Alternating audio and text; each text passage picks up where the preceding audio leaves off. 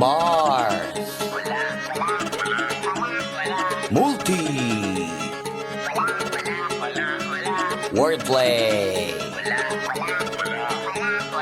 Metaphor Auto-tune XB Jejemon Flip it on the beat. Ngayon pa lang magpapaumanhin na ako kasi baka ulo nyo masira ko. Maninipa ako ng mga nagsabing mahina ko. Makinig kayo bihira to. Madalas na marinig sa kata na pakilig kasi malikot ang diwa ko.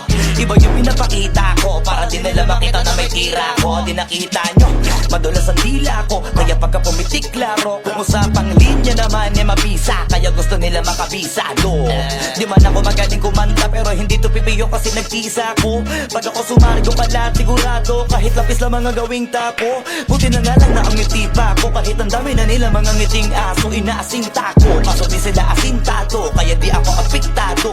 Iba mag-isip kasi laking kanto. Papato lang ako kapag kikita ko. Kaya minsan lang ako maging gago. Pag yung kabaliw ako binisita ko. Kung usapang multi, mabuti na lang na parito ka, halika papakita ko. Dami ko kasi may tinabing bago. Kung susumayin siguro ano na pong sako tsaka balita ko. Galing sa bibig nyo madali ka mo, kasi gagawin nga to. Pag hindi nyo nagawa para nyo na rin inamin ninyo kaya na itumba ko. Bars, natatap na mga flip. Hindi marunong magdamit, inuuna yung salawal sa Brit. Lahat galing-galingan at baliw-baliwan para mapansin ulit pag di na sila click. Mga barbero na hindi marunong magupit, dinadaanan sa kulit para masabi malupit. Pare-pareho na yung trip, para sa yung mga para masakit. Bibilib lang ako pag nailapat nyo sa beat. Madami magagalit dyan pero bago makalapit matik yan, punit-punit. Kaya nagagalit yan, walang avid fan at wala ring fan sa piso net. Kita-kita na naman yung difference sa kanila pag kami gumawa, hindi pilit. Tapos kung sino pa yung mga silhouette, nagpapanggap na matinggas pero galawang impotent.